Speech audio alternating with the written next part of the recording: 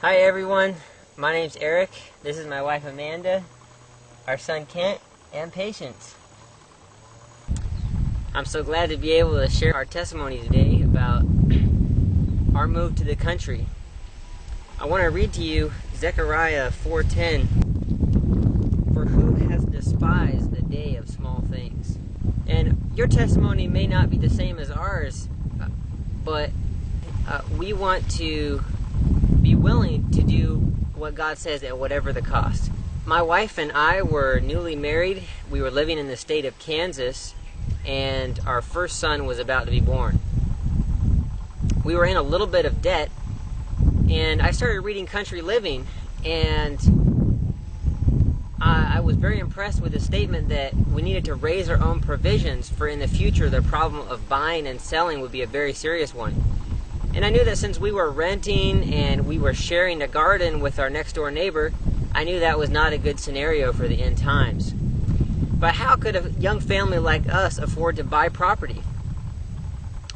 I was the only worker in the family. My wife stayed at home,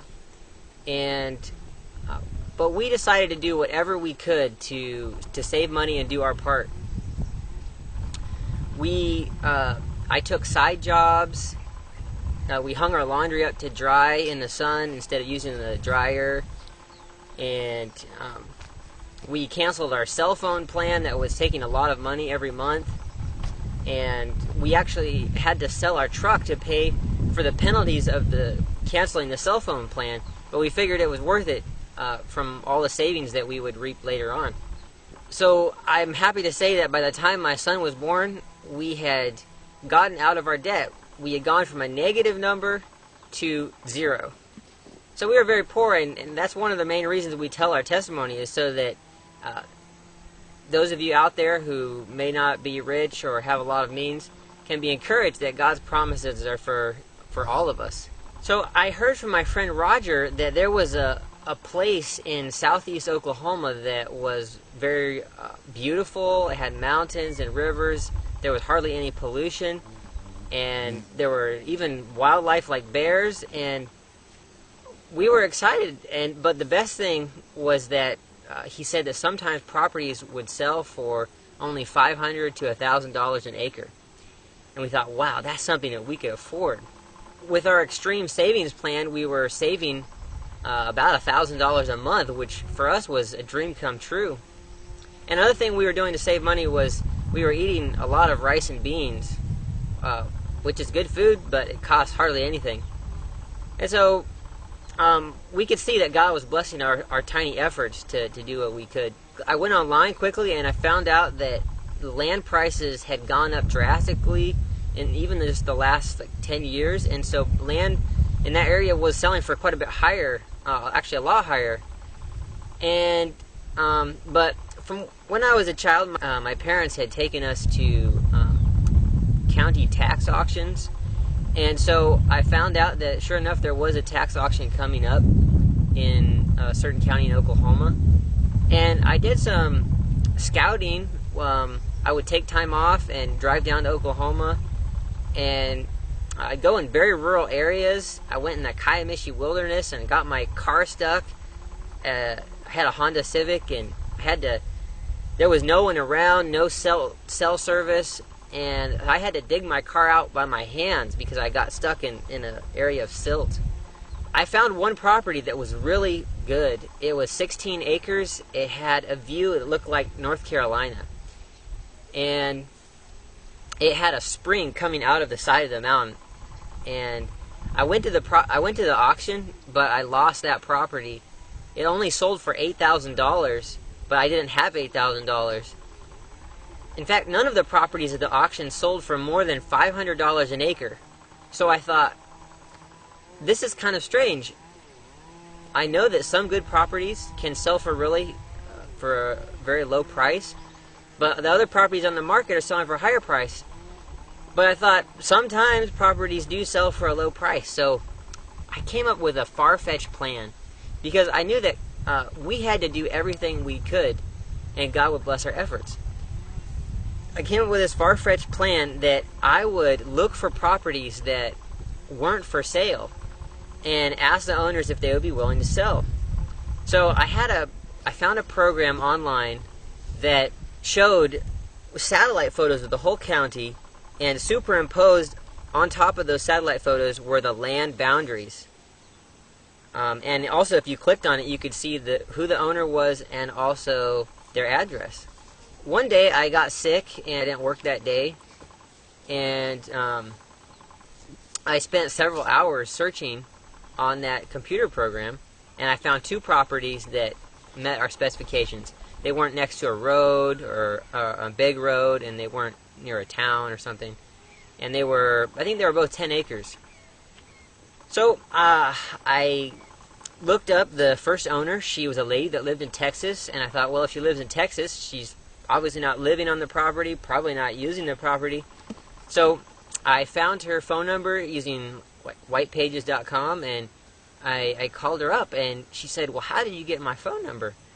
And so I had a little explaining to do, but she said, I haven't been there in 50 years. She said, our grandfather bought that property, and he homesteaded there. And she said, it's a beautiful property with timber and a creek, but it's not for sale. So we hung up, and I called the next lady. Basically, she said the same thing, that her land wasn't for sale. And I thought, I'm going to probably have 1,000 more of these kind of experiences before I finally find someone that's willing to sell at a price that I can afford. But the next morning at 9 o'clock, the first lady called me back, and she said, I talked to my husband, and we're willing to sell if we can settle on a price. And I felt my heart almost stop, because I thought, what price is she going to say? But she said, how about $5,000?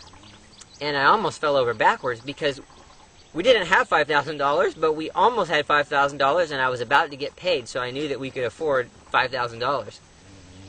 So I tried to contain myself, and I said, we really need to go look at the property.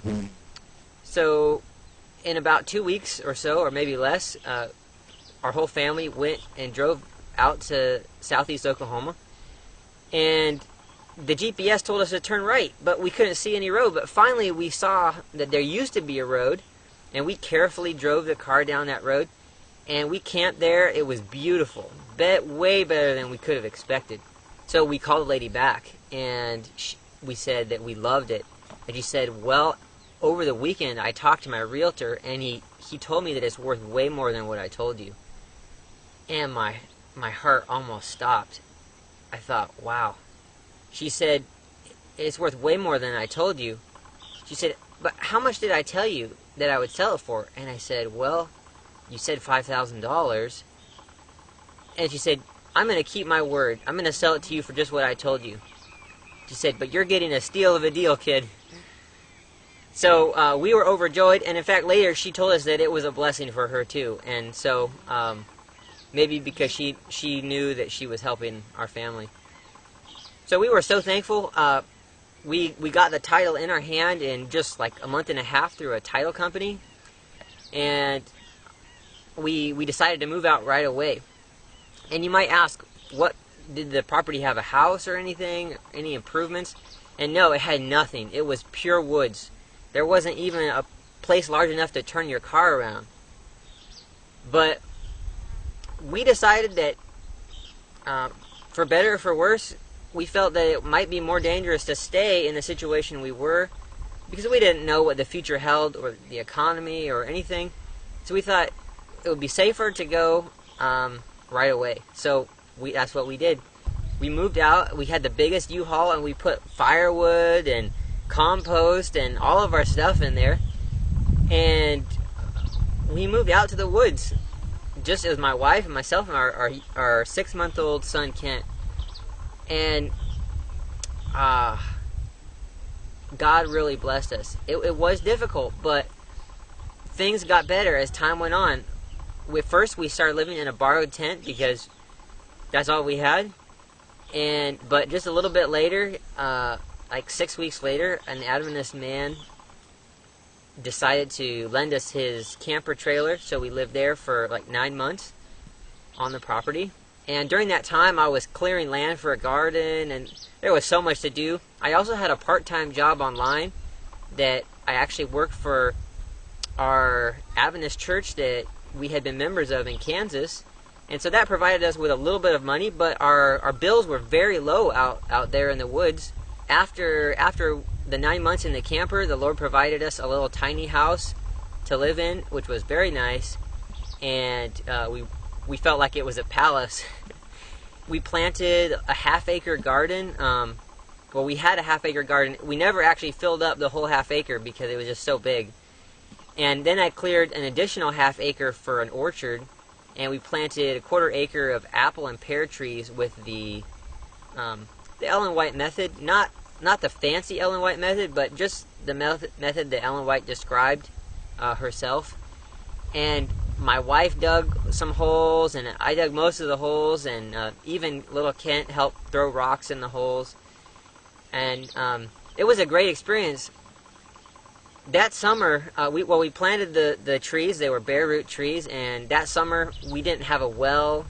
We didn't have really any water source besides what we got from our neighbors, and that was just for drinking and things like that.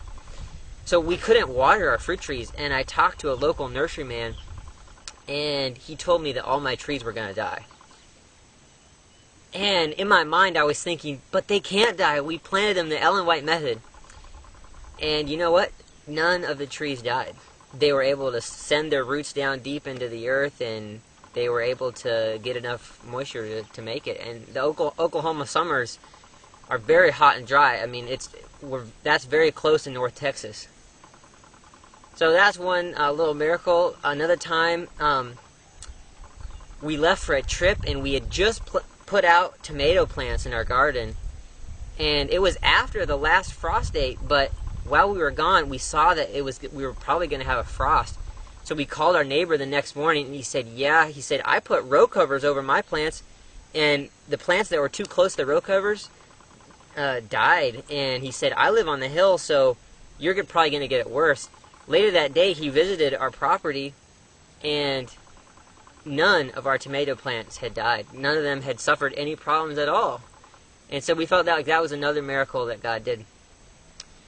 In January of 2016, 2 years ago, the Lord provided a sawmill for us to buy, and we started a small sawmill business cutting eastern red cedar that grew locally.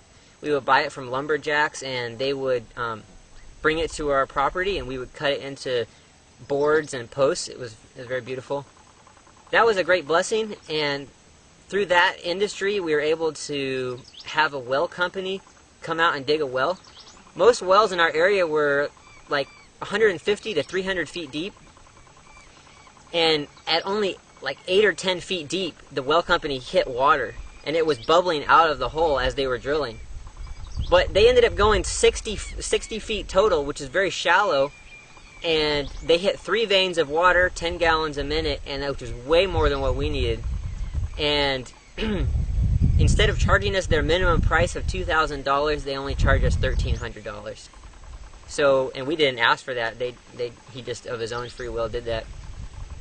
One of the most exciting things that we were able to do there for me was I got a rare opportunity to get fig cuttings from Louisiana State University. And so my friend Anthony and I got 3,000 fig cuttings, which we divided in half, and I was able to put in a nursery of fig trees, and they grew so well it surpassed my wildest expectations. And you can see in the pictures.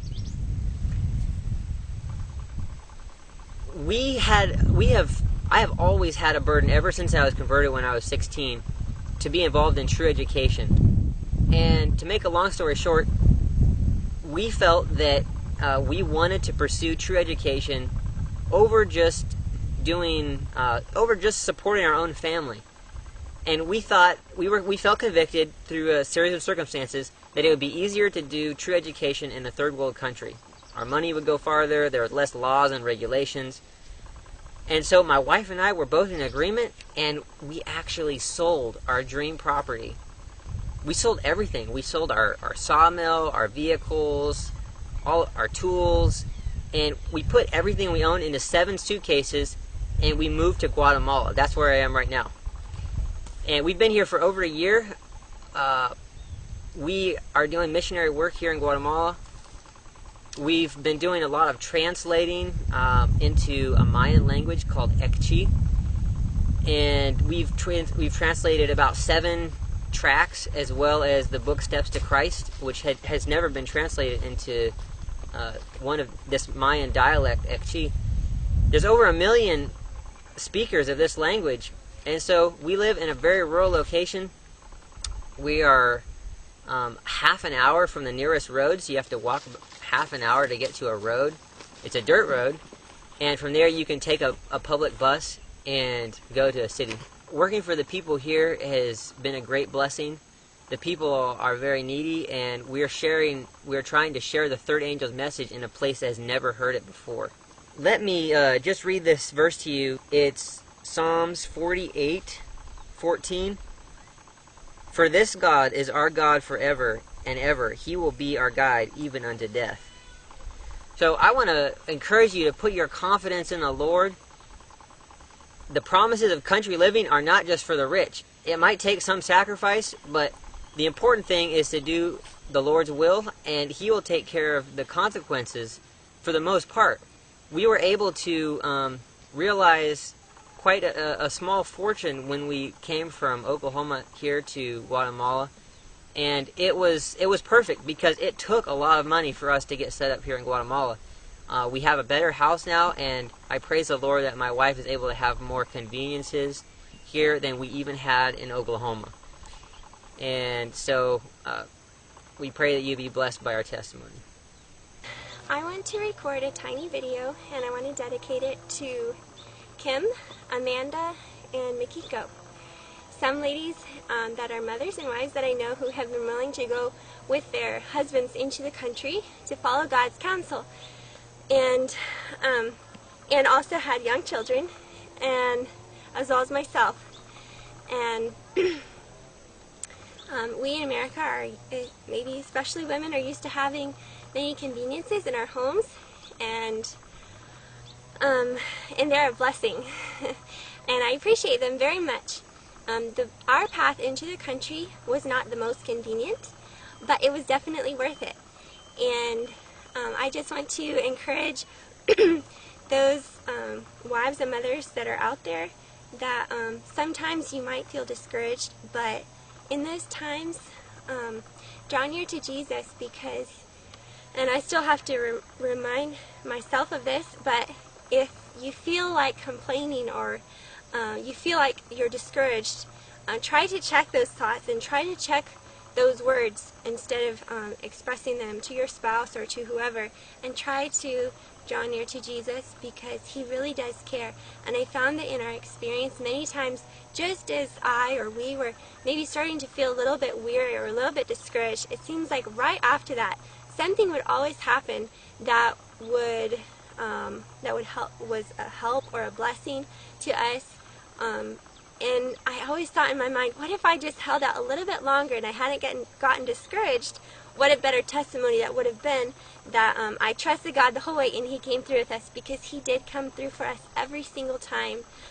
We went to the country with almost nothing, and we really wanted to encourage other people that even if you don't have very much, that it's still possible. And that our God is a miracle-working God. And when I think back on our 3 years in Oklahoma, my heart is so comforted, because I remember God. I remember my loving Heavenly Father who took care of us when we were so poor. Honestly, I don't know anyone that was as poor as us in America, which I'm sure there are, but I just don't know of any. But God took care of us, and it was such a special walk of faith to go out there with nothing, leaving civilization behind in a way, but I felt like we were walking more by faith and resting in the hands of God as we left things behind. And that is a blessing that I pray I'll never forget. So many things happened. One tiny story is that when we were preparing to move, we were trying to save money, and we were just doing everything that we could. And I remember even washing clothes in the bathtub a couple of times, trying to save money by not using electricity. And these things may not have amounted to much, but God multiplied our efforts. And He'll do the same for you. And anyway, we were trying to save money, and so I had an idea one day. I said, hey, Eric, why don't we see if our neighbor would switch houses with us? Because we were renting from the same landlord, and I thought maybe she would be willing to switch houses because, in my opinion, the trailer that we were living in was a little bit nicer, more comfortable than the house that she was in, and the trailer was more expensive for the rent. So I thought maybe she would be willing. My husband wasn't too sure about that. He thought she probably wouldn't be willing to go for that, and he thought, oh, we'd better not mention that. But I said, can we at least pray about it? And so we did. We prayed about it. And it was only within a couple of days that I got a message on Facebook, and it was my neighbor. And she said, I know this sounds really crazy, but I have this idea. I'm wondering if you guys would be willing to swap houses. And I just laughed to myself. I couldn't believe that she said that. I had not said anything about it to her. All we did was pray about it. But God answers prayers. And so we did end up swapping houses with each other on the same day. We were moving out of our house and moving into hers at the same time.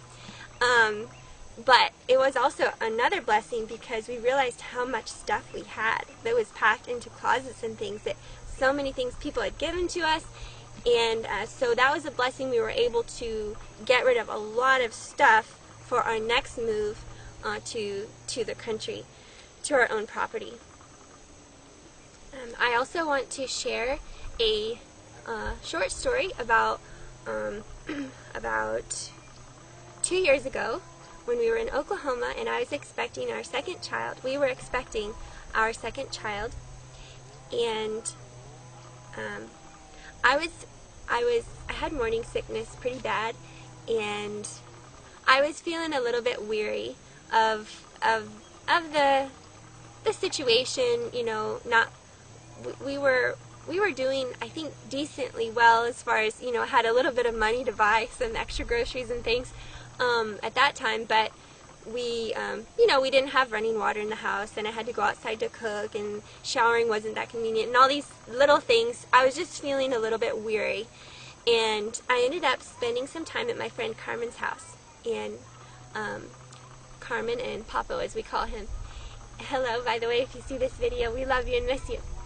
I spent some time at her home because it was so difficult for me to cook because I couldn't hold my food down when I smelled food cooking. So anyway, I spent some time with her, me and my 3-year-old son, and she was cooking for me and things, and that was really a blessing, and I could take hot showers at her house, and it was such a treat. Well, it was when I was there, I was trying to figure out some way that we could have a more comfortable living situation, a more comfortable home, even if it was maybe even just temporary while the baby was born and everything. And I was just trying to figure out something, and I came up with an idea, and I told my husband about it, but it really was not a good idea. And he knew it, and praise God, he knew that it wasn't a good idea. But I just remember crying out to God, and it just seemed like just such a great difficulty to me. And I opened my Bible. I just opened it, and it opened to Zechariah chapter 4, verse 6. And it says, Not by might, nor by power, but by my Spirit, saith the Lord of hosts. And I really felt like God was right there with me, like He was talking to me. Like He was saying, don't try to force a way, don't try to make this happen, but just trust me, and I can help you by my Spirit. And then it says, Who art thou, O great mountain? Before Zerubbabel thou shalt become a plain. And my problem to me seemed like a huge mountain to me. But it was like God was saying, this is easy for me. I can make a mountain into a plain. And then verse 9, The hands of Zerubbabel have laid the foundation of this house. His hands shall also finish it. And thou shalt know that the Lord of hosts has sent me unto you. For who hath despised the day of small things? And in that moment, while I was sitting there on the couch at Carmen's house reading this, I felt I felt the Spirit of God draw near to me and encourage me.